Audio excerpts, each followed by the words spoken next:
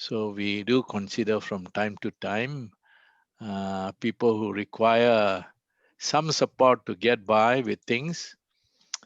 And for that, I think we have a small group of people who assess the needs of applicants to be supported for various training, short or long-term training. So that's one of the things that we do. And the other new thing that we have gone into is to tie up with the Office of Student Affairs to try and see whether they can be involved in community care projects that we are piloting in some housing estates, working with family service centers. So that's one of the things that we are at the moment exploring and working through with the support from EPLMF Memorial Fund. The other thing that we have recently managed to promote is the social service leadership training. These are not only meant for leadership training of people in social services locally, but they also to invite participants who are managing social service organizations in the region, like in Cambodia, Myanmar, Vietnam, China, Taiwan, Indonesia, Malaysia, all these ASEAN and Asian region. So we do from time to time run, but because of COVID, we are supposed to run one sometime this time around, but I think because of COVID, we have not been able to do that, but we are doing by visual now, online, starting in January, inviting people around the region to participate in a workshop which we are running. For all of you who are interested, I think there will be further announcement of this management workshop, management, enhancing management skills in social analytics and managing organizations. So we are running this workshop and we have got a few people to cover different areas. And as you know, Gerard would probably, you're all deeply involved in that. You require now good social analytics, and you should all try and learn coding if you can. I think some of you need to do that in order to be able to appreciate how to manage IT perspective, bringing software, relevant software as an analytical tool for your work. So this, I think it is important part of your capacity to be able to deliver services to those who really need it, and to be able to forecast, predict, project who are the vulnerable groups in your community and who needs most, and how you could deliver services that are required to reach them in the most effective way. So we are glad that there are today almost 100 people, more than 100. I think we were, how many of them? What? 41. I think about not 41, but we have 41 now. Let we me have more see. than 80 registered, but now only half of them are here. Yeah. So, We are supposed to have about 80 registered. Around there. Yeah, but there are more coming on the way. So Yeah. usually, they sit in the comfort of their home or office to hear out things, which is a good thing for a change. As you all know, this COVID has changed our behavior and the way we operate, the way we interact. Nothing like meeting you personally. It makes a difference. I'm pleased to have He Kyong joining us.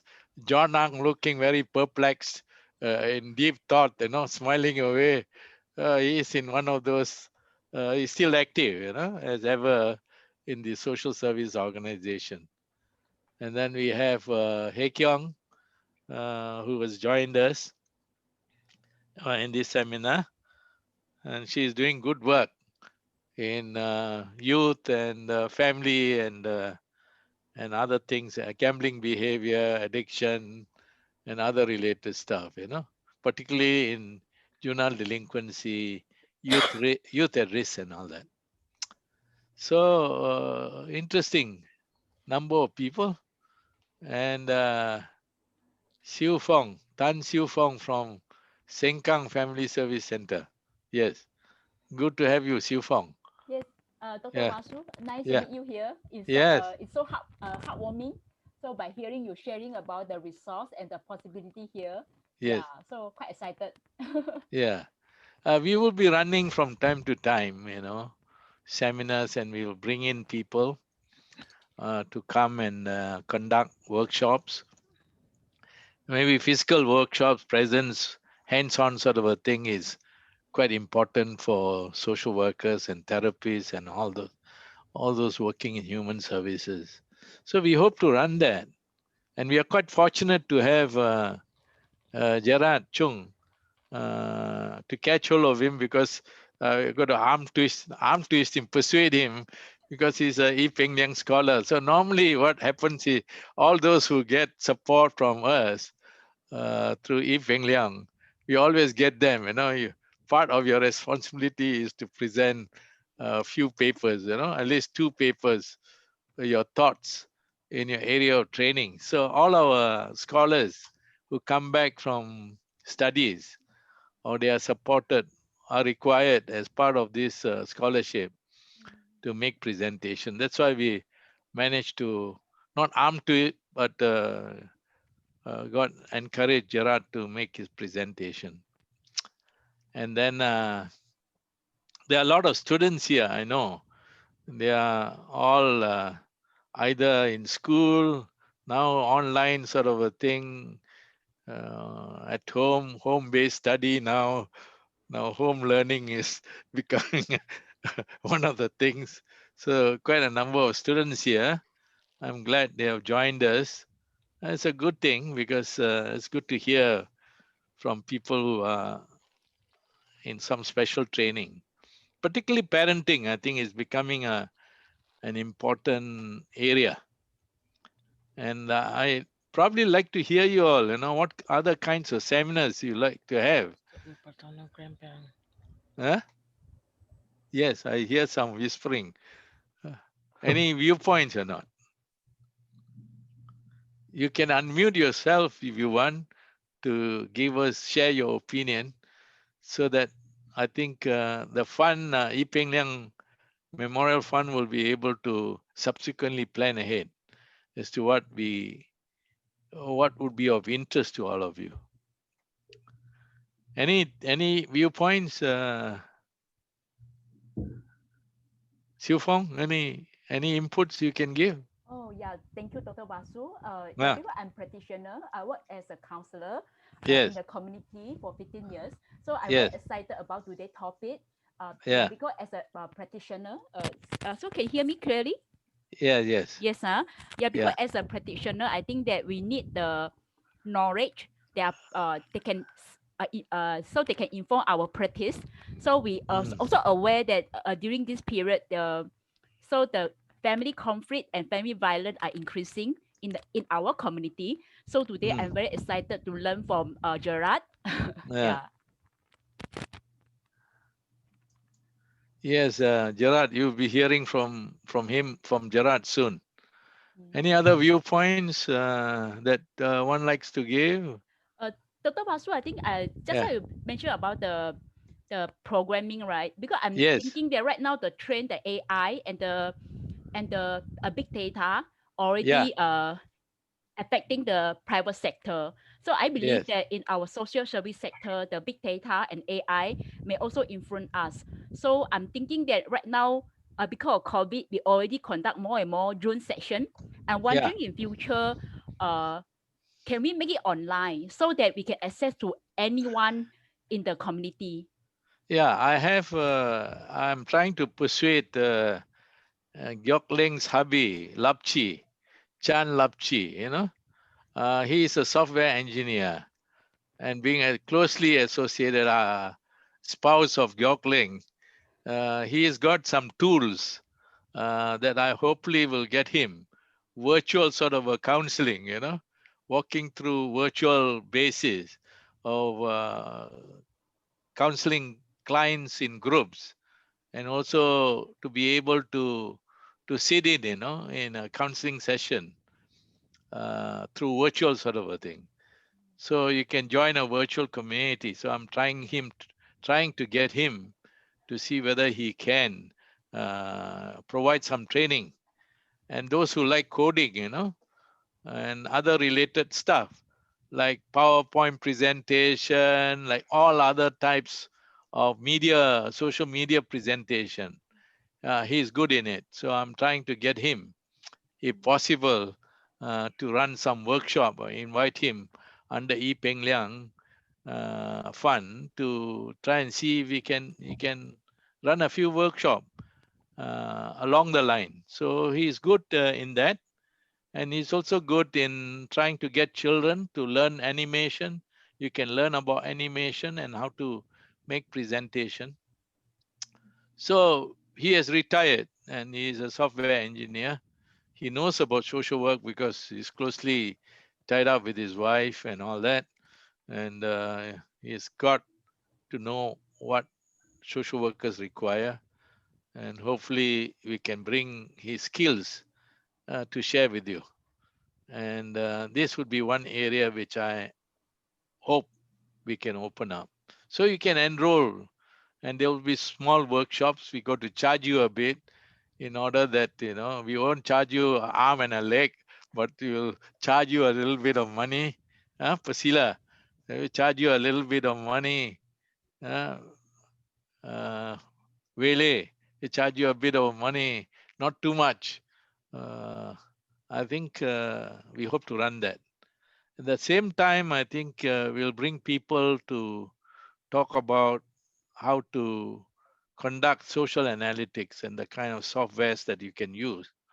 Today, there are quite a lot of softwares around, and there are quite a number of people who have expertise in this area. And for social workers, I think it is really necessary not only to be able to mine your own data, agency data, and also to be able to mine data that you can acquire.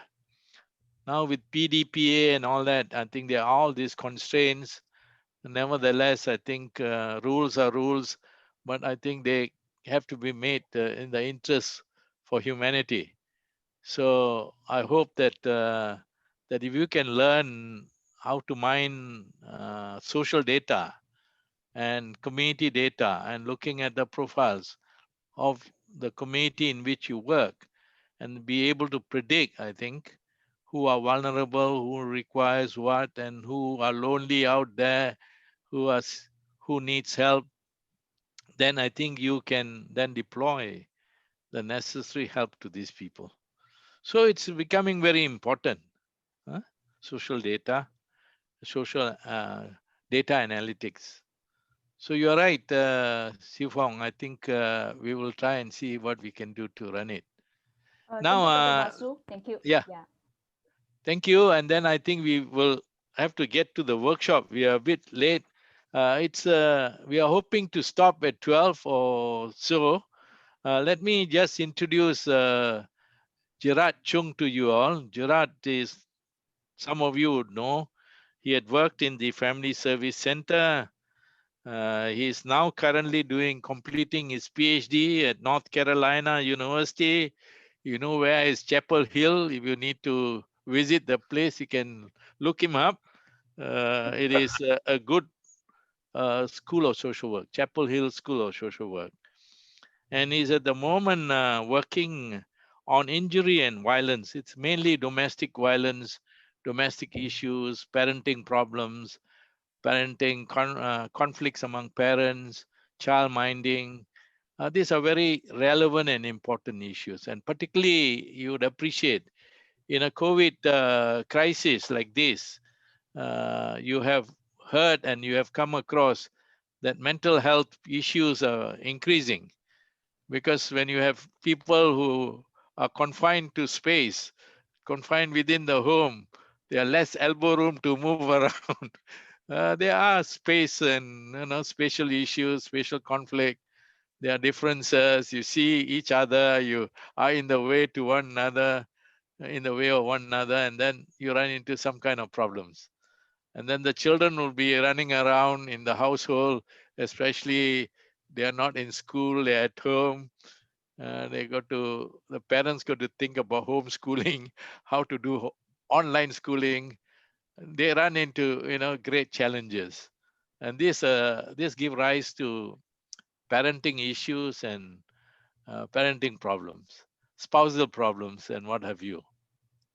So we have Gerard, who is doing quite a fair bit of work in this, and he is in what you call University of North Carolina School of Social Work. He is a what do you call violence prevention fellow. I think you should ask him what is he preventing, but he's a fellow. And then he's attached to this UNC Injury Prevention Research Center. So injury prevention means they deal with a lot of domestic violence and child abuse and what have you, and how to prevent that. So he is doing his PhD, finishing up.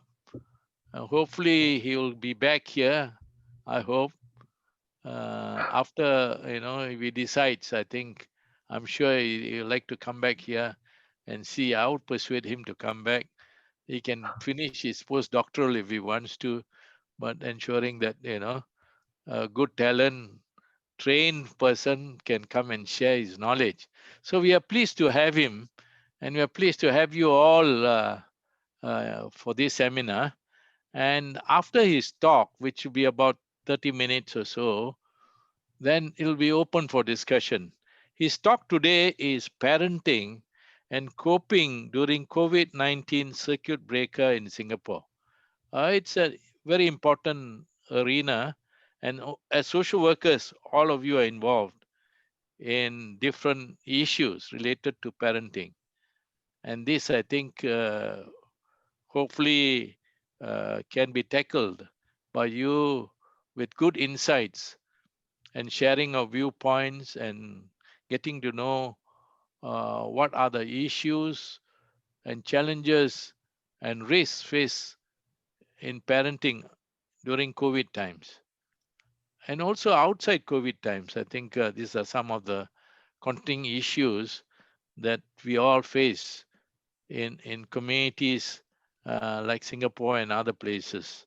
So let me get Gerard to give his presentation.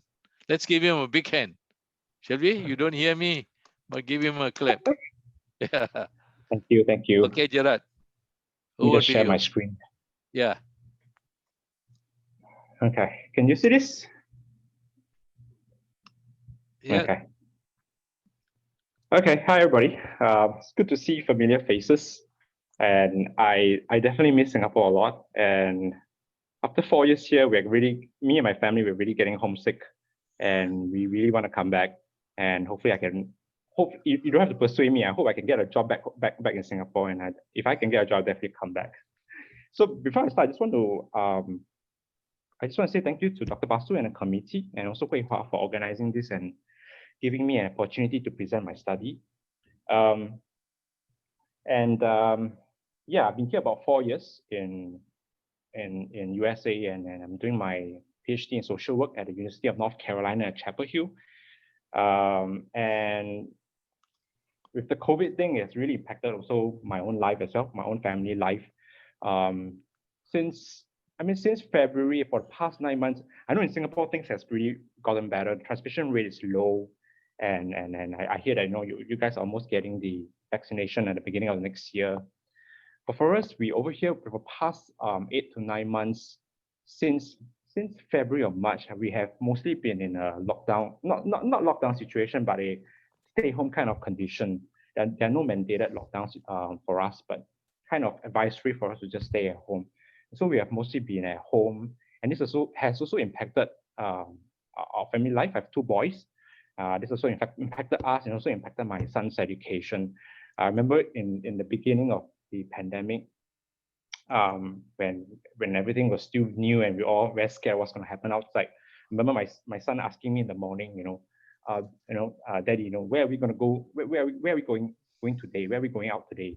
So I told him, that, where are we going today? We're going to go from our bedroom, and then we're going to our living room, and then maybe 12 hours later we're going back to our bedroom again. Even though it was a bit of a tongue in cheek, but seriously, there was, for the past 8 to 9 months, many of the days would really seem like that. We just go from our bedroom to the living room and back to our bedrooms again. And even for my son also, they've been doing the education through the iPad and all that. And I think they really miss school a lot. And so I think many governments across the world, including the government of Singapore, have put in place certain public health safety measures. And though the main point of this public health safety measures is to kind of curb the transmission rates of the virus, while it's certainly effective in doing this, this also has social consequences, especially for families. And we know that from news report, including in Singapore, we have increased cases of family violence as well as child abuse and neglect. This is happening in many countries. And so because of this kind of social consequences, some academics have called this pandemic also a second pandemic, which refers to the social consequences of the COVID-19 on families and various groups of people. And one of the things that one of the academics, I like what one of the academics have said about parenting during COVID-19, that it is a stressful collision of roles, responsibilities, and expectations. A stressful collision of roles, responsibilities, and expectations. I think for many parents, including myself and those of you in Singapore, you wake up during circuit breaker and suddenly you find that you have so many hours that you have with your child. Before the COVID-19, maybe what happens is that you wake up, you send your kids off to school or maybe to your parents or to childcare or student care. And then the only time that you really get to interact with them is after work. But suddenly you wake up and then there's so many hours that you have with them. And one of the first issues that parents grapple with is, what do I do with my kids? What do I do with them? So many hours, what am I going to do with them? And the second issue that most parents will begin to grapple with is that they begin to ask themselves, am I doing enough? Because for many parents, especially working parents, they also have to work. And when you put hours into working, then you have less hours for interacting with your child. And so some parents begin to question, am I doing enough in terms of helping them the schoolwork? Am I doing enough in terms of engaging them? And the third issue that parents will also grapple with, that they begin to ask themselves, is that, am I able to do this? Am I confident? How they begin to question their confidence in their own parenting capability. And this issue is probably more prevalent or probably more salient for parents who are working as compared to maybe stay-at-home parents. Because for stay-at-home parents, I would presume that their parenting skills are more honed and more developed. So the circuit breaker might not be too much of a big change for them. But whereas for working parents, this is really a big struggle, where suddenly they have to take on additional responsibilities. And so let me just share some of the narratives that some of my respondents have told us about in our study.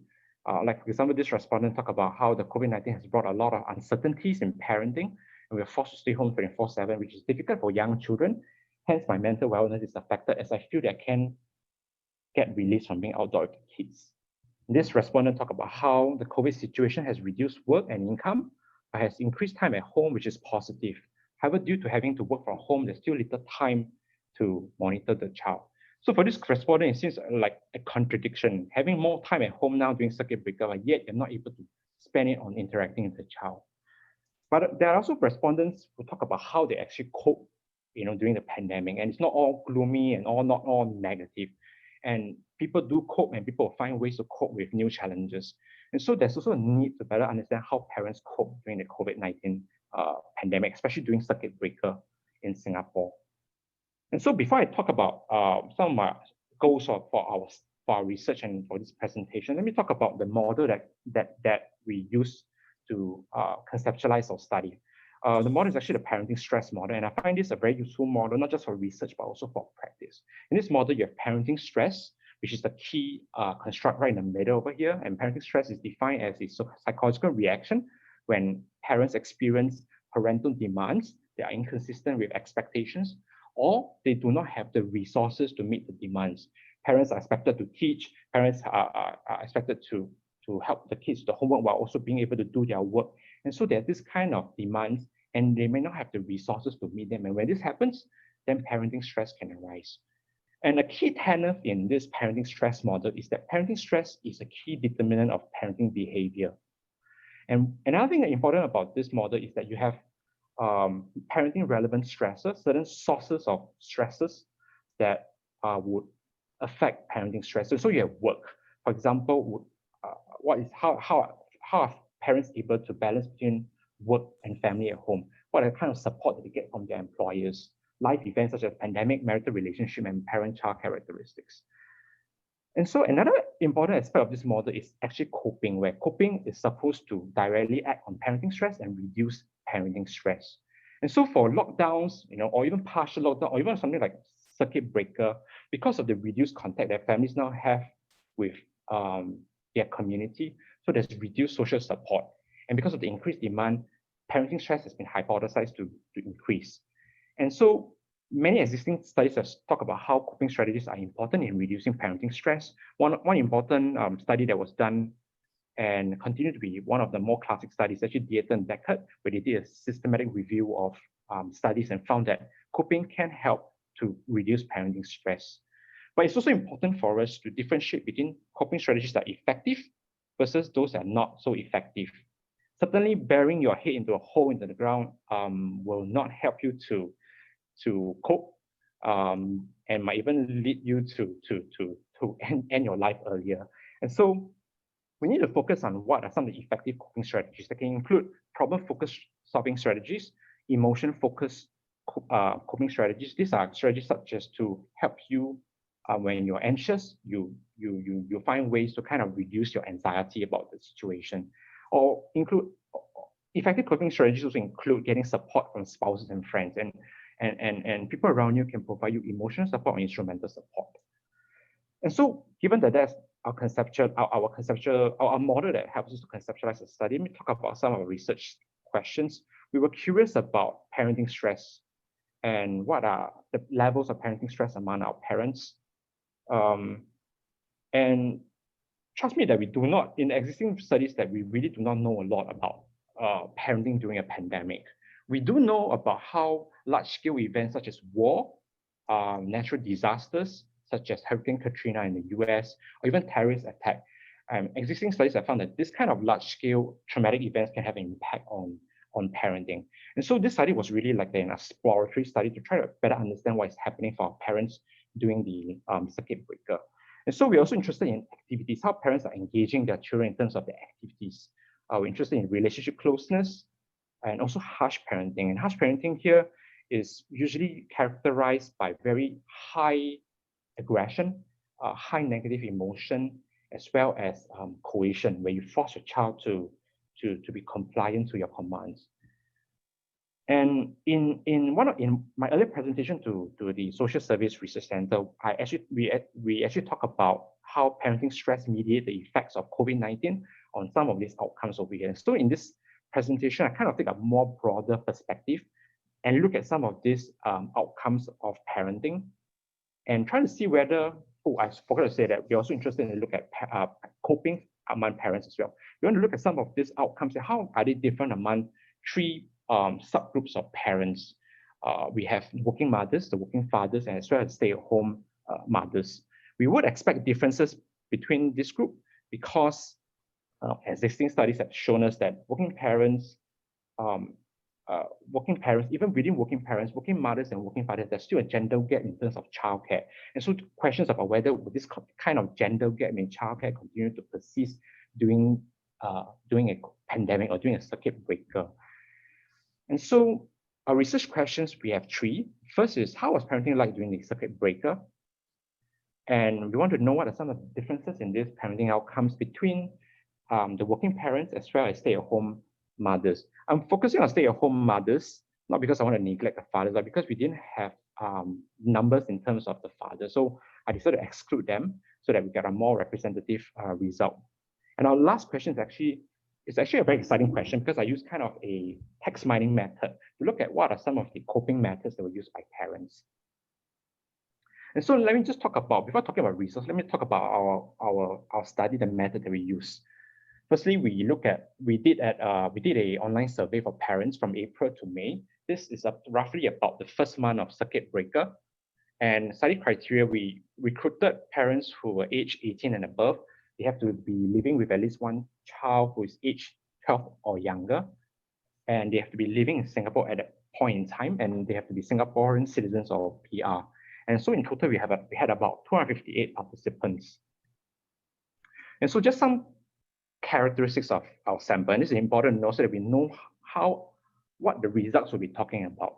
No studies are able to generalize to everybody. And so we need to understand what are the characteristics of our sample. All of our participants are married.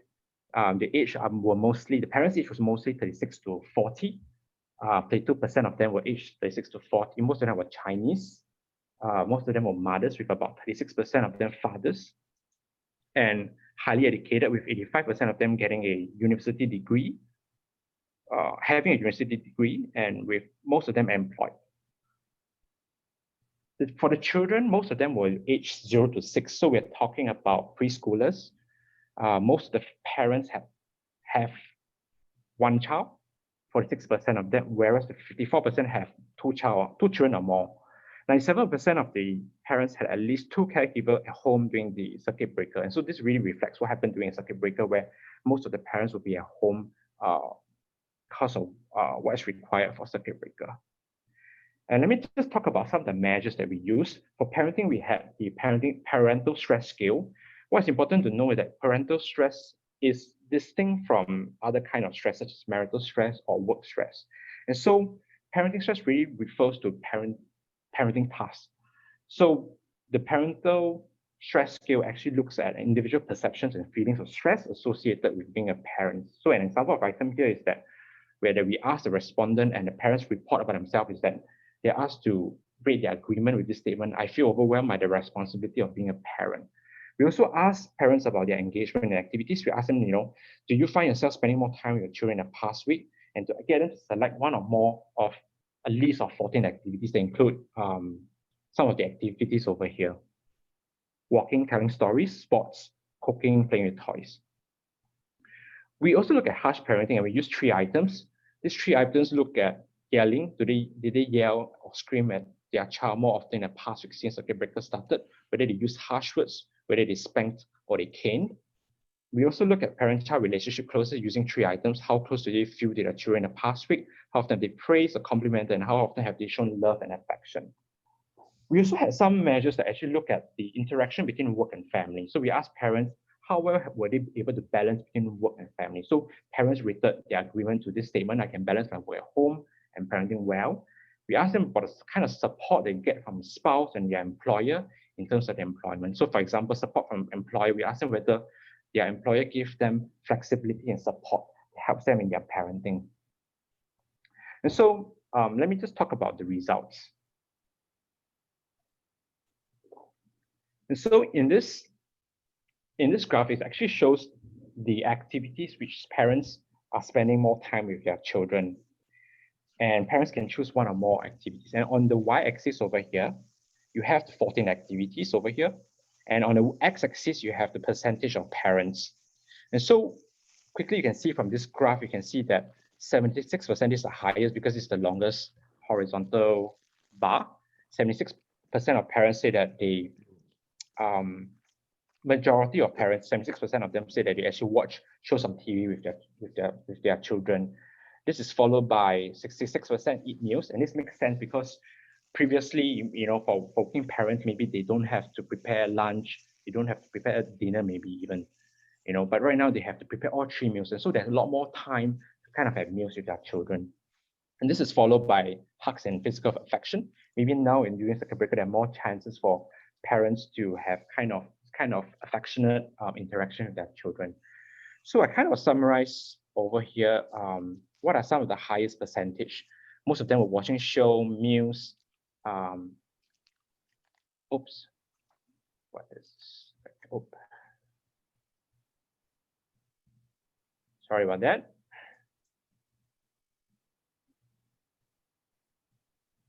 Okay, and playing games and toys and other activities. What's also interesting to know is that most of these activities that parents are spending more time with, most of them were actually indoor activities. If you look at the lowest percentage, this will be playing sports, 24%, and going for walks. And these are the lowest percentage. I mean, again, this makes sense because parents are now less inclined to maybe go out. And so activities such as sports and going for walks will be probably less prevalent. We kind of calculated also the average number of activities that parents spend. We found that parents on average spend more time on 7 activities on average. And so these 7 activities, we kind of break it down in this next graph where we look at, again, in the y-axis, we have stay-at-home mothers, we have the working mothers and the working dads. And we break that down into these 3 groups. And we find that you can see in this graph again that working dads actually on average spend the most number of activities with their children. This is followed by stay-at-home mothers and actually working moms. So working dads spend the most time, spend more time on the most activities. But does it mean that moms had a vacation during a circuit breaker? Definitely not, because one of the limitations of our study is that we did not look at the baseline. We didn't look at whether before COVID-19, what are the number of activities that parents spend more time on.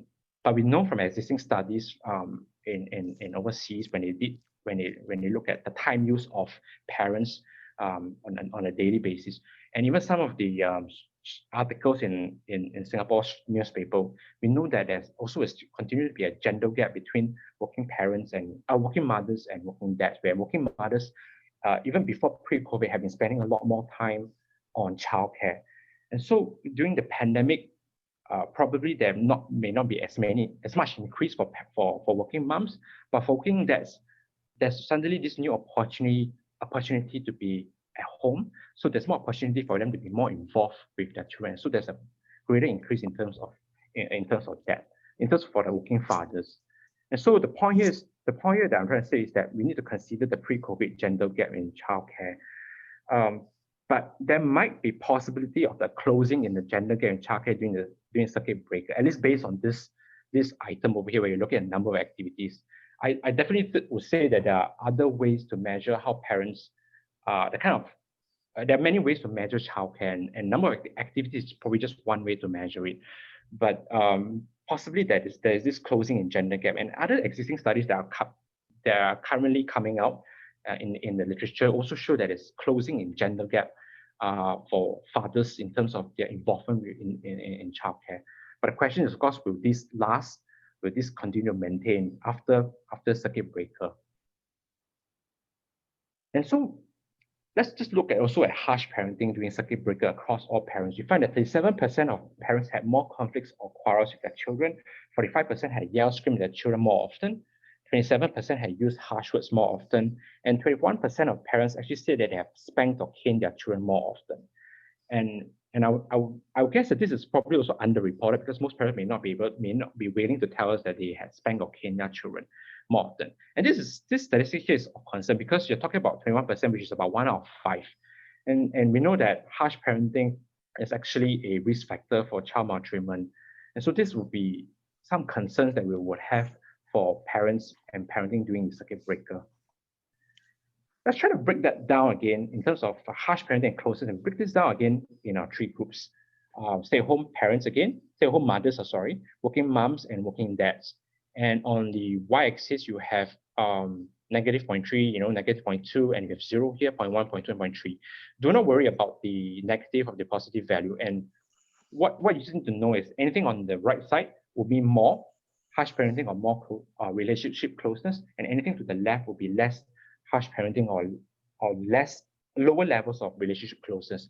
And if you will look at the red diamond, you can see that for working moms as compared to stay-at-home moms and working dads, working moms actually have the greatest increase in the use of harsh parenting during the first few weeks of the circuit breaker. And for the squares, the green squares, this represents the closeness. Even though there's not much differences, they are actually very close to the sample mean. The 0 actually represents the sample mean. relationship closeness still slightly higher for stay-at-home moms, and again lowest for the working mom. Though there's not much of a change, not much differences in relationship closeness. And so working moms can be said from this results here that they have the highest increase in use of harsh parenting and the lowest in terms of relationship closeness. What about parenting stress? When we look at parenting stress across the three groups, again, we find that for working moms, they have the highest level of parenting stress.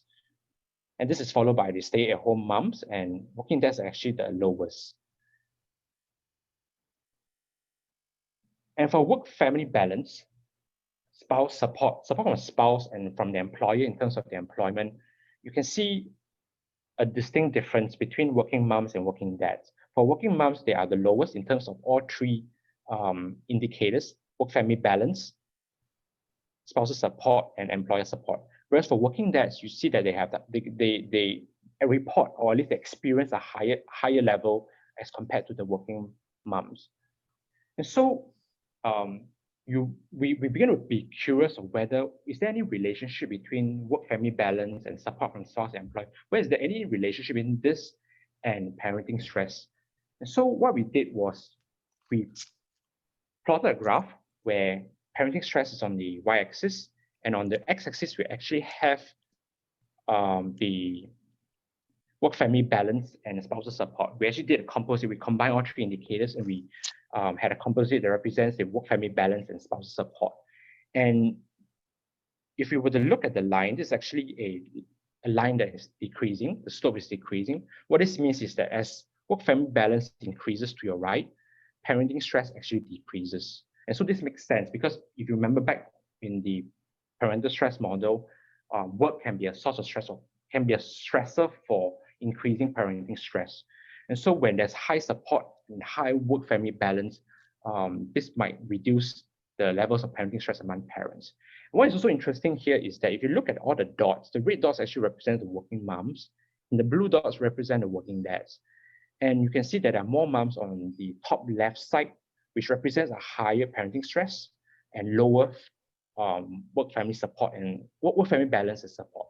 Whereas for fathers, they are likely to be on the lower bottom right, where their work-family support is highest and the parenting stress is the lowest. And so let me just conclude, at least based on these results. While across the board, for all parents, we can see there are greater challenges that they experience during circuit breaker, higher use of harsh parenting and higher parenting stress. But specifically for working moms, they actually experience more parenting stress, higher increase in the use of harsh parenting, and they also experience poorer work-family balance and lesser support from male spouses and employers.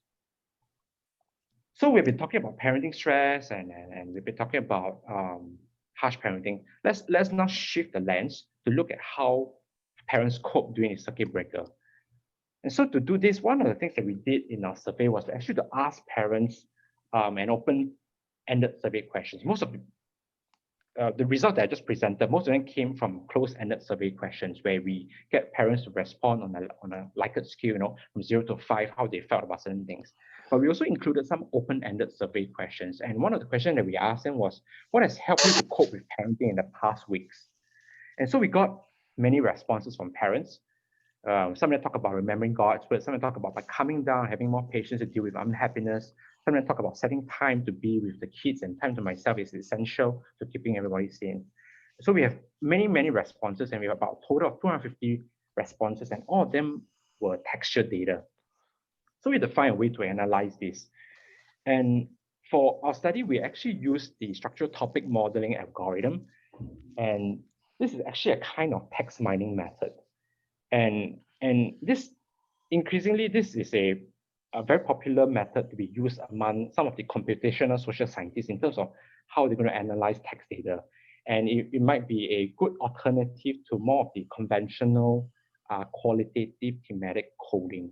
And so in this structural topic modeling algorithm, and I'll just go very briefly, I know this is very technical, but I just want to say a little bit how it works, is that you have a corpus of documents, And in this case, in this study specifically, we're talking about a sample of open text responses to an open survey question. And you put them through the STM algorithm. And what you have is that this is a specific text document.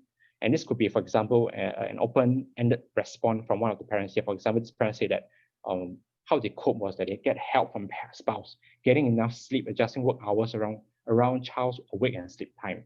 And so you can see even from this text response, there are kind of almost 3 topics: help from spouse, getting enough sleep, and adjusting work hours around child's wake and sleep time. And so in this text document, what it does in this algorithm is to look for these topics. And it does this through a probabilistic model, and also generate this topic based on this idea that a topic will actually be made up of words that tend to co-occur together. And this is a principle that comes from linguistics. So for example, if you were to open up Straits Times today and you were to look at a sports article, what would be some of the words that are likely to appear in any of these sports articles? It would be words such as team, manager, coaches, players, injuries, tournament. But if you turn the pages to a business article, then the words that are likely to occur together in the topics in a business article will be different. And so this is what it does in this STM algorithm, is that it generates topic across the whole corpus of documents based on this co-occurrence of words, and is able to identify some of the topics that can come up from this text data. And so let me just, I'm going to speak more to the researchers here. I'm going to just talk about some of the advantages of text mining. Text mining actually allows us to analyze large volume of text. And we know in big data, some of you talk about big data and social media, there are a lot of big data, large amount of text that can actually be analyzed. So data such as Twitter, Facebook posts, or even for social workers where you have all your case notes that you have produced over the years, over the months that you've been working with clients, these are very valuable text data that can also be analyzed. And one reason why text mining is useful for analyzing large volume of text is because it's very efficient. As compared to more traditional qualitative analysis, you really require less human coders, and you will require less resources to be able to analyze the text. And it's also reproducible. We were talking about coding. In text mining, you do the codes, and if you pass the codes to someone else, you will be able to reproduce the results as well. And finally, text mining also has the ability to bridge qualitative research and quantitative research. And so structured topic modeling is actually one text mining method that aims to be able to identify these latent topics from a body of text documents. And so let me talk about the results. And we found in our analysis using STM, we found from the whole 200 to 250 open-ended text data, we found 18 topics that were prevalent, that were more important, or you might say more frequently discussed by our parents. And I actually skipped talking about how I come to this model. And it's actually very important to talk about some of the diagnostic plots that we have to go through in order to come to this final model. But I'm just going to, because that will be very dry, I'm just going to talk about this final model here, which is this 18 topics. And you can see in this 18 topics, in this column over here, you have spousal support, routine, schedule, managing expectations. And these were some of the words that came up from the texture data from the open-ended survey responses. And so using these words that were highly associated, I then labeled the topic. So for example, words such as spouse, support, and involvement, this seems to be a topic on spousal support, and this is the name that I give to it. And another topic will be schedule, routine, and I decided to call this routine as schedule. And a third one will be manage expectations, and I decided to call this managing expectations. There are also other topics over here which I will not talk more about it, such as sharing with other parents, faith. A lot of the parents talk about faith. Some parents even talk about shopping. And this is very interesting because some of the parents actually talk about how, besides talking about online shopping, some of the parents talk about how going to the NTUC supermarket on their own is also a form of relief from child caregiving, because their children are not with them and they can do shopping on their own. And so I'm just going to focus on the 3 most prevalent topics among our parents, which is spousal support, routine schedule, and managing expectation. For coping topic 1, spousal support, what I did was that I extract the text data, and this was some of the responses that came out for this topic. For example, this parent talk about how they cope based on spousal support. A lot busier with work during COVID-19 as new job arise, but thankful for the support that helper and spouse gave. And this respondent talk about how talking with spouse, sharing some common challenges is also a form of coping for them. More responses here: God, spouse, 2 wonderful boys, cell group members, grandparents and siblings, husband who started working from home, my husband's support. And so this was some of the responses that parents gave that were associated with spousal support. For coping support 2, setting up routines or schedules, you have parents talking about how pre-planned routine and schedule for the children, personal time for myself. Working from home allows me to spend more time with my children, which I'm grateful for. Having a routine or schedule also helps. For these 2 comments here, it's quite interesting because we know that we know that it's important to plan your time, because when you plan your time, then you know what you're going to do. But we also know that when we are too rigid with our schedules, it can also become a source of stress. And so these 2 participants here kind of have very interesting, where they talk about how adjusting own expectations and going the flow instead of stressing about schedules and expecting things to go as planned may not be helpful. And for this, I can't really see the comments over here, but go with the flow mindset and not to be too fixated on a routine. For coping topic 3, managing my or other expectations. So these are managing expectation, could be parents' own expectation or the expectations of others. And so parents talk about how they need to reduce and manage their own expectation of my children. Manage the expectation, telling myself it's okay if they do not want to do their work. And there'll be some other quotes here. I'm not going to talk about them because of time.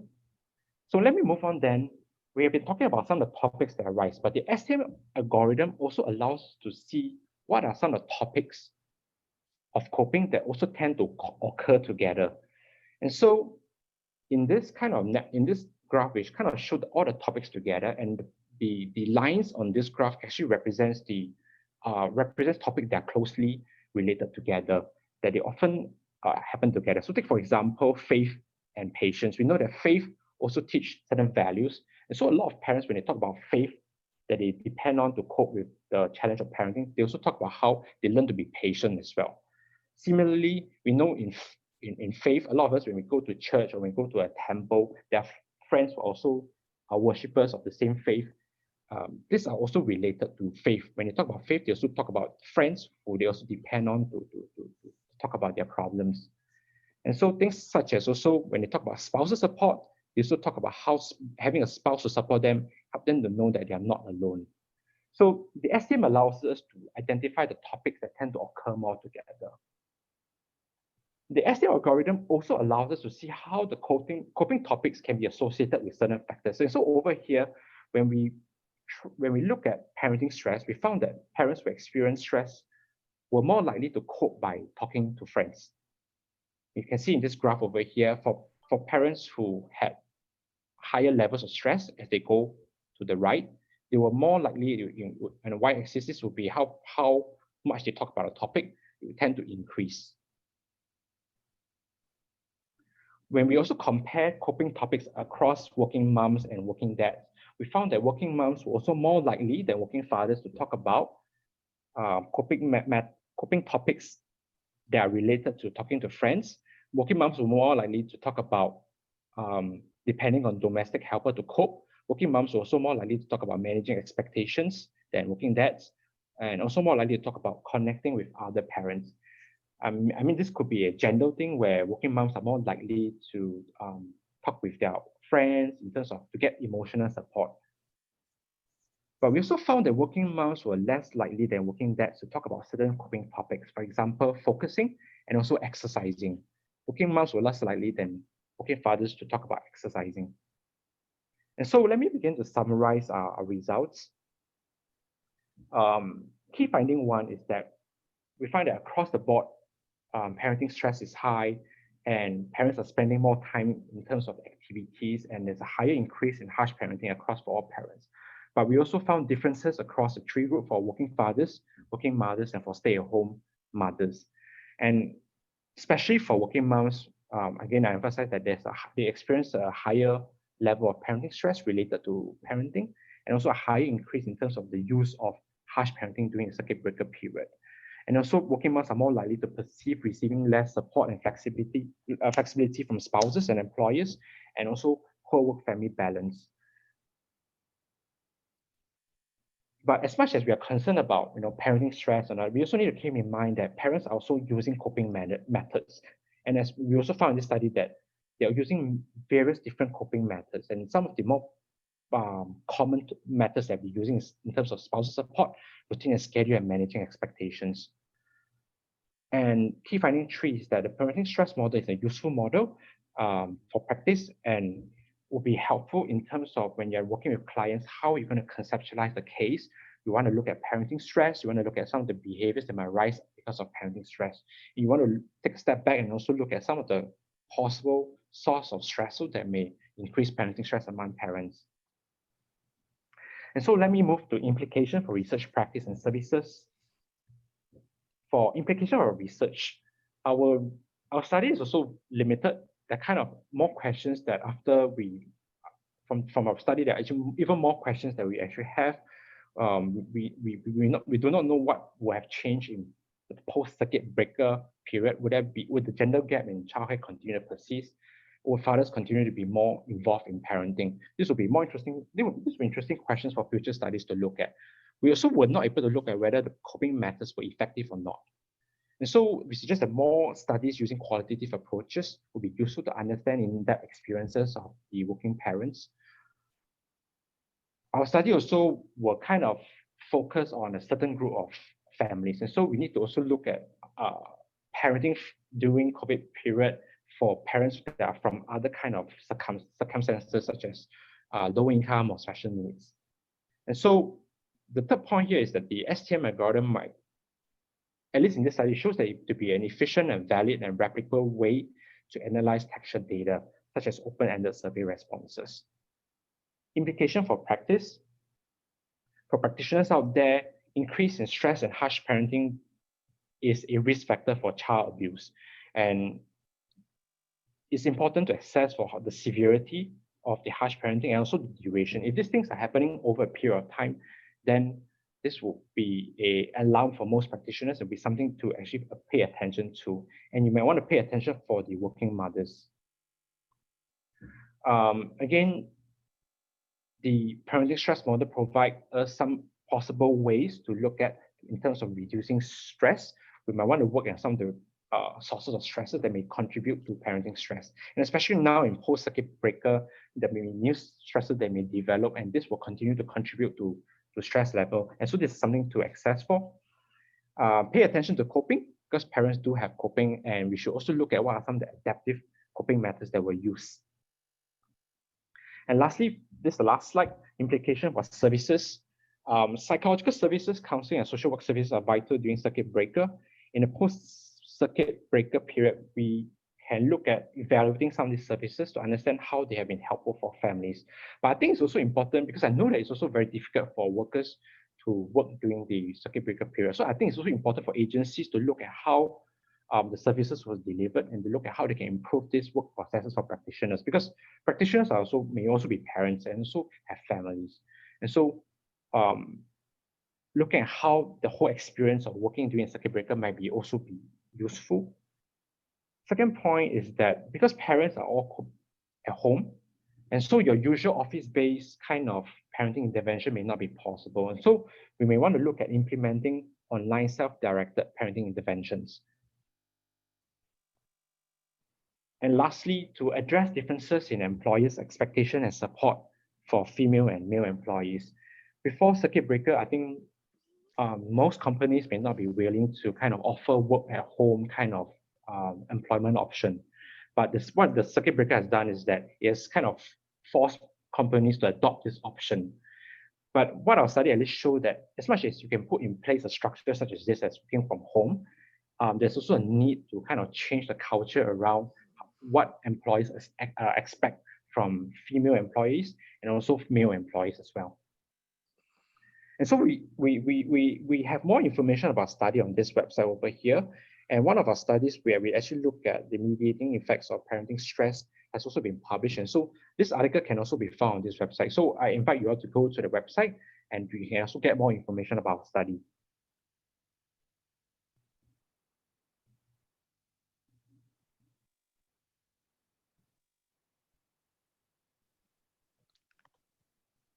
Yes, Gerard, have you finished? Yeah. You're finished? Yeah. Yeah, okay. Thank you, Gerard, for rounding up. It's a very insightful study and work on parenting between parents who are working and parents who are not working. I think we'll be happy to get questions, but before that, Gerard, it's an interesting thing that what are the main drivers of these differences, other than parents working, which is different contextual issues. What makes these two groups, one working, one not working, and working to have more stress is understandable because they work and then they are away from the family. What is it that is causing this stress, other than the support you're talking about? For the working moms and working dads? Working moms and working dads versus those not working, particularly Versus moms that are those- not working. Right, right. What contributes to their parenting stress? Yeah, Is yeah. that the question? Yeah. I think the whole situation where you are kept at home, and especially for working parents, there's a whole new kind of circumstances for them to adapt to, and the need to, like I said, they need to better engage their children, and the kind of a lot of demands for them as well. They need to attend to their kids' studies, and I think the circuit breaker kind of also fall during a period of the holidays as well. And suddenly, parents also have to find new ways to engage their children, and so this kind of new challenges that came for that arise from parents will be some of the sources of stresses for these parents. And I think I'm kind of making a guess. I'm not sure. I'm just guessing, presuming that it would be easier for stay-at-home moms because they are probably more used to having their kids more around. And so probably this is some reasons for why, in terms of the challenges that they face, are not as bad as compared to the other groups of parents. Yeah. And also, I think one of the other things that we didn't talk about is actually employment as well. For some of the parents, they might also be experience employment difficulties as well. And so this could also be some of the source of stresses that may lead to an increase in parenting stress. Well, questions from the floor? Any one of you would want to ask question? Siu Fong and Charlene, Anna, Jonathan, any questions from you all? John, Hei Kiong. Oh, yeah, I do. Yes. Yeah. Can I ask a question? Okay, thank you very much, Gerard, for your presentation. It was very comprehensive and interesting. And then I really appreciate how you analyze, this survey data to be informative. Yeah, so I really appreciate that. I do have some questions about about your research method in particular. So you said you conducted an online survey. So I was wondering what kind of online, the platform you use to reach out, to disseminate this online survey to study participants. I think, it has some implication for assessing possible bias in the sample. So that's one thing I would like to know. And then my second question is somewhat related to what Dr. Vasoo, Dr. Vasoo's question plus, your response to, his question. So you actually have three groups, right? The stay-home mom, working mom, and then the working father. But then I wasn't very sure. Did you, do you have information on their spouses, employment status or not? Okay. If there's information, in the survey, if you have the information on spouse employment status, whether their spouse, I mean, is working or not, or stay-home parents or not.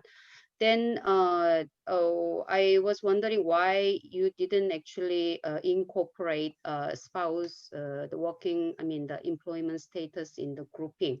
Meaning you could have, I mean, like, okay, working father with, I mean, like the spouse working as well, something like that. So you can maybe group, you know, both parents are working, and then the one parent's, I mean, the only mom is working, only father is working, something like that. But instead you just use the respondents, I mean, the employment status.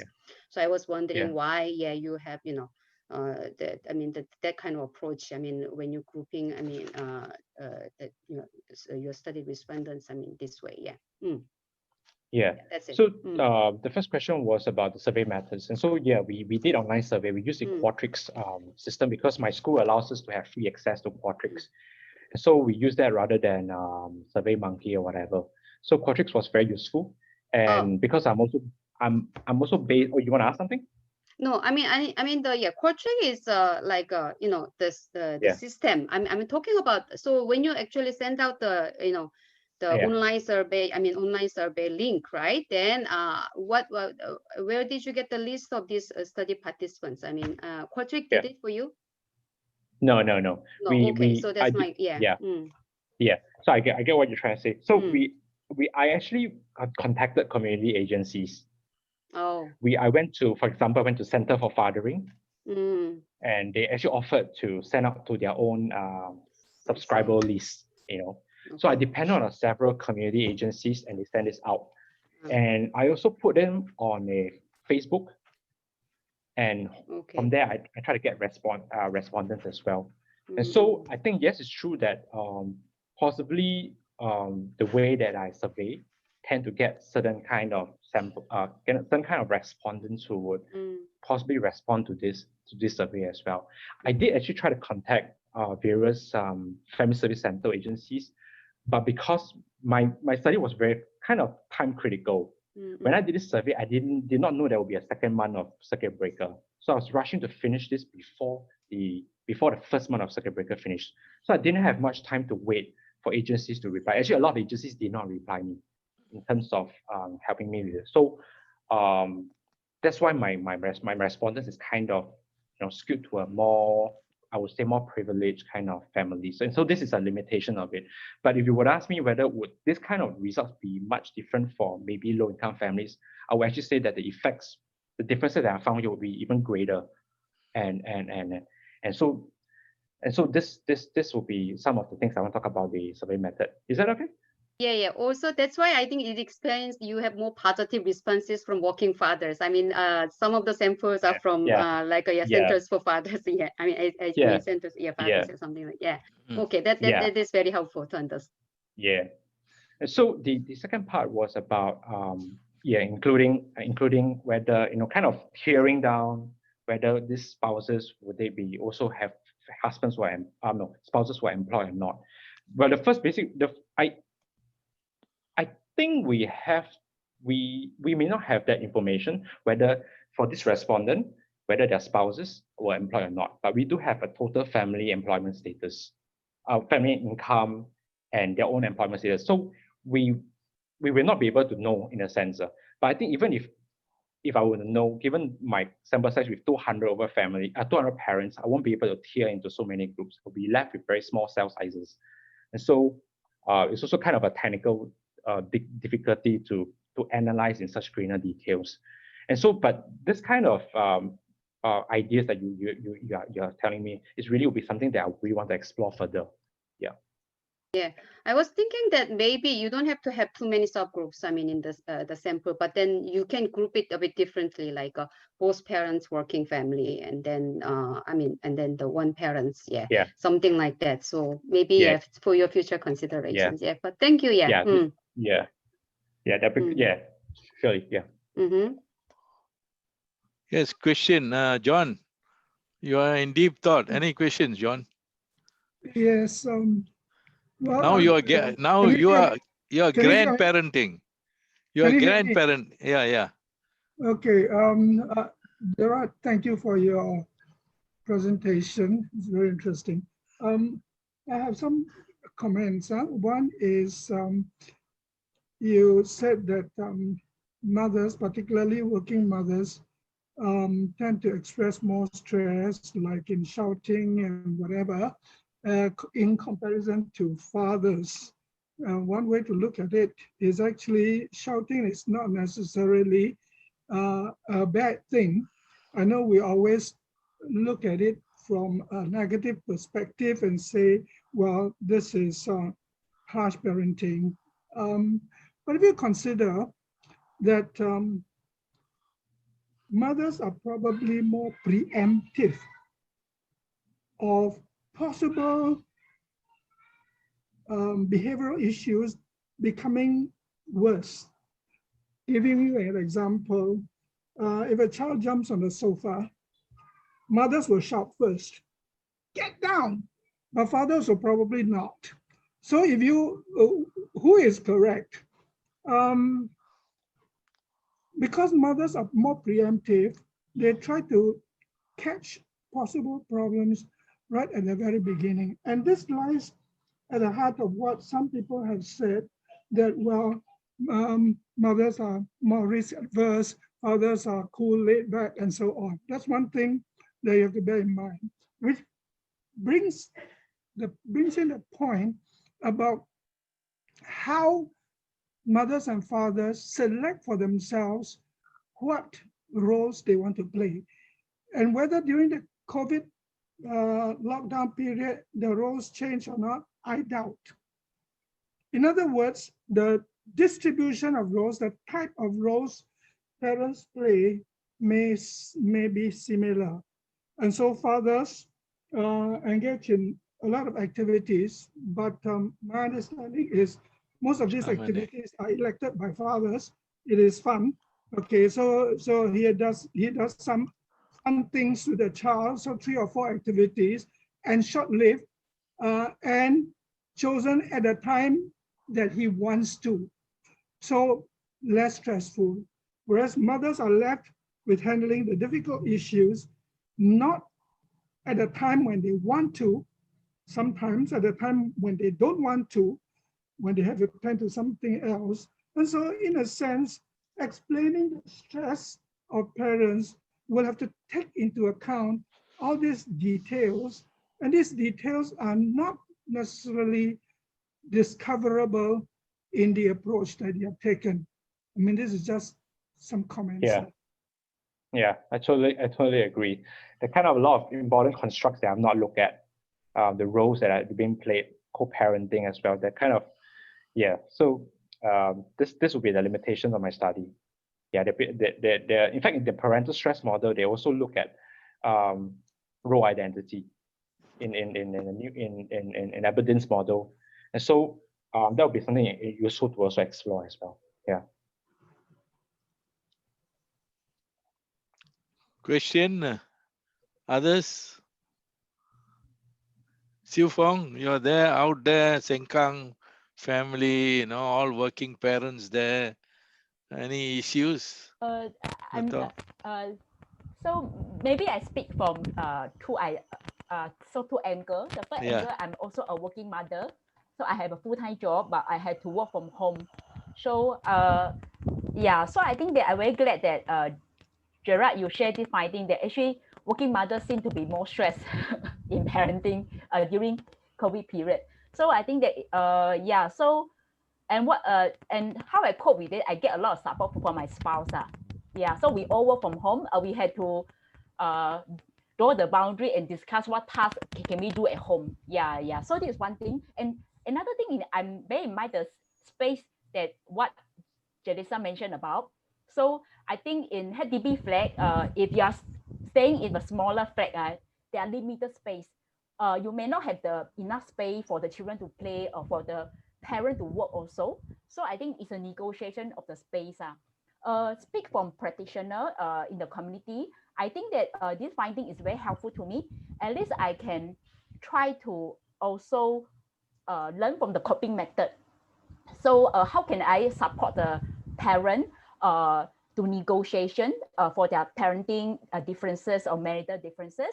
and how can I support them to have a routine and schedule and manage the expectation on themselves and the children also. So I'm very grateful that to have this finding, at least it informed my practice. Yeah, thank you. Gerard, one question. Looking at your study and all that, it has got implications for service delivery. Say, family service agency, for example, or social service agency in the heartland. Now, looking at from your data, from your thing, what can agencies do, given the COVID situation, given that you have to deal with online? How could agency deliver services, to those that are really vulnerable? And how do they identify? How do they go about, in trying to, say, deal with possible child neglect, child abuse, or problems of marital discord and differences? I think these are issues I think that one should address. Yeah. Yeah. I mean, I kind of also out of touch with what's happening in Singapore, and something that I really need to find out more about too. But it's also a question that I also wonder a lot. And actually, I really wish that actually agencies will be able to get together and actually share some of what they did during the circuit breaker period, so that everybody can learn from it as well, and be able to know, what are some things that are good and some things that are not so good. And so I think it's actually a learning moment for many agencies. I did talk about how, in terms of parenting intervention, one of it is to look at self-directed kind of online parenting interventions. That'll be one way, since parents are not able to get out of the house, that will be one useful way. And then actually, the evidence for online self-directed interventions is actually quite good as compared to those kind of office-based interventions. And some of these studies were actually done with PPP and actually done with some of the more gold standard kind of programs. And in fact, for MSF during that period of time, they were actually offering PPP online for free to parents actually. And I think right now, maybe they're still offering for free. So there are kind of some of these resources that will be very useful for parents if more people actually know about it. Yeah. I see. I think if you ask me, looking from a point of intervention, would be first to identify or to be able to know where you're in the neighborhoods, where are your working parents. And if they are both working, they become more vulnerable because, if they are working, there are different areas for mediation, interacting, dealing, managing their child. So there will be quite a fair bit, because most of the time they are away at work. The care is left to other carers, within the family, the grandparents and all that.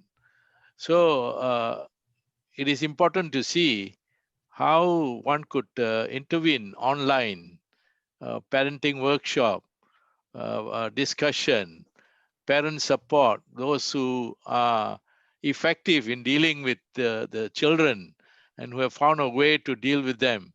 Younger children below school, say in primary school, those that are in secondary school, their parenting requirements expectation will be different. So the question is, how could you think about innovative ways in delivering a program, online, parenting programs, parenting support, building friendship. And quite a lot of studies have done that it's a quality of relationship, that you have, quality of relationship between the family, the spouses, and also the family itself, the spouse and the people around, their kins, or in the neighborhood. If they have very supportive relationship, then the equations may be different. The coping may be more positive. There'll be probably less stress. So the quality of relationship does have serious implications, in the way one manages relationship and dealing with situations and problems. So I don't know, looking from your findings, your approach, can they deliver, say a parenting program, a support program, a assistance program, through online, and getting them to discuss. Those who have had good experience managing, probably sharing with those that are experiencing the problems and how to manage it, how to manage their kids.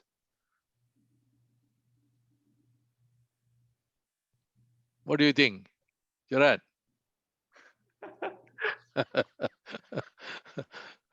I'm looking at a broader. Yeah. So I mean, there's a lot more to we need to relearn about. This whole thing is really unprecedented. I know. Yeah. My study is not gonna be able to answer all Yeah. this. I know. But actually, I was thinking more actually that I think the whole circuit breaker is actually a very good test of how close we are to our neighbors, and I find that this is actually a very good opportunity for each one of us to actually to reach out to our neighbor, the person who's just living next door.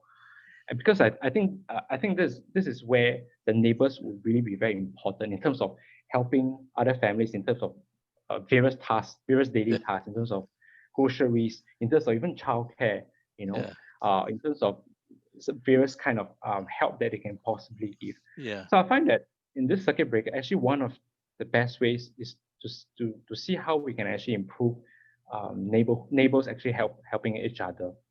Yes. I see that would be, that should be one. I thought that would be one area of opportunity where maybe social workers can look more into actually improving that as well. Instead of, I mean, we can think about services, we can think about other stuff, but we can also look at the community as well. So, question. Excuse me. I have to leave for another appointment, but Gerard, thank you again. And Vasoo, I think it was a very good seminar, and I think there are some things that we can all think about. Look forward to your coming back, Gerard. Yeah. Bye. Okay, John, thank you for supporting. Any others who want to ask question, Gerard? Family service centers and all that, they are dealing with clients that come to them, or refer to them. And there are a lot of families that have different types of problems and issues, right? Particularly in COVID situation. Now, what kind of roles do you think they can play, in supporting working families itself in COVID situation?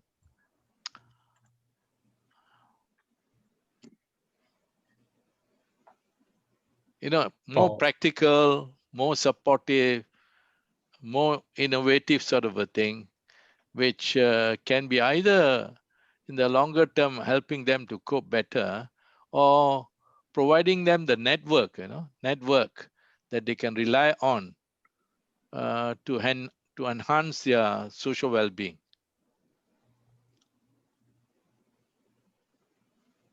Wow.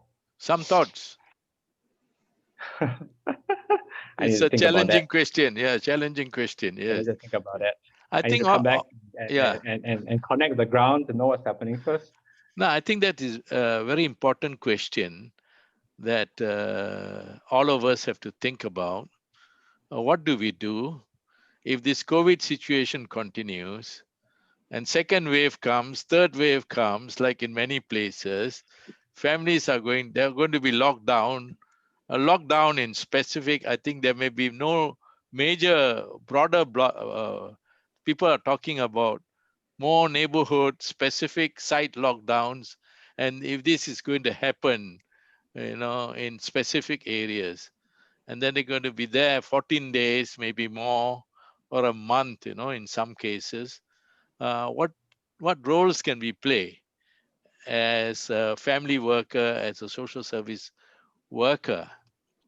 And how, sorry to interrupt you. Can I respond to your question? Yes. Yeah, actually, this platform that is already supporting our practitioner on the ground. So I really appreciate that we had this platform to learn from the so to have the knowledge right now, so that we can use this knowledge that we learn to inform our practice. So I think that personally, I think that if Gerard can continue to do his research and continue to inform us as a practitioner, I think it will be fantastic. Because as a practitioner, we hardly had time to read all the article and the academic article. So I think that it will be very wonderful that Gerard had a local study. Thank you a lot. Yeah, thanks.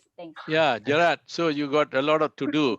What is important, I think, Gerard, would be for us to be able to get the agency to predict. You're doing some predictive research, predict which are the vulnerable groups in the community.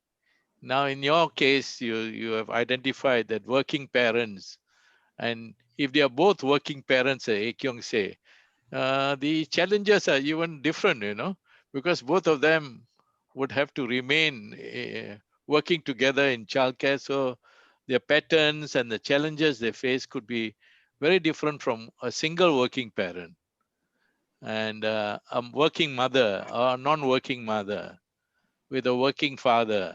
So the question now, I think we need to have tools to be able to identify what type of problems, the tools in terms of getting them together and providing the necessary support, and then the capacity to share. In a platform like this, we are also sharing. And if we can get these parents together to come and talk about their issues, what they face, how do they deal with their children, the difficulties. Some are able to cope better, some may be not able to cope better. So if they can exchange, I think that will help improve their coping capacity. And I think this is an area that all of us have to think. And how do we reach out, through online? How do we create parent support group of those who are working and one parent working, or a single parent mom, who is working completely? The challenges are quite different. So I hope to set you all to think about it. And for us, I think we will, at our end, think of ways, to see how we can enhance online sort of a discussion, online support. How do we develop support groups in the community where people can share, people can come together to talk about different things, supporting parents, enhancing children's capacity in terms of learning, how to manage them, how to help old persons who are single out there to connect and to deal with their lives, and how to reach out with those that are less mobile and how to get along, what support they can receive. These are some of the issues I think we have to think about. So with that note, Gerard, thank you very much. You are in North Carolina, Chapel Hill, which is going to get cold. We wish you the best, Gerard, and we hope that you will apply, apply to the department to see, whether there will be any teaching roles that you can play, or you could get into teaching as part of the thing, together with practice you need. So I'd like to thank all the participants for joining the seminar, and we wish you all the best. Keep yourself safe and healthy. Thank you very much for coming. Goodbye. Let's give Gerard a big hand and hope that he could learn more and then share his wealth of knowledge with us. Okay.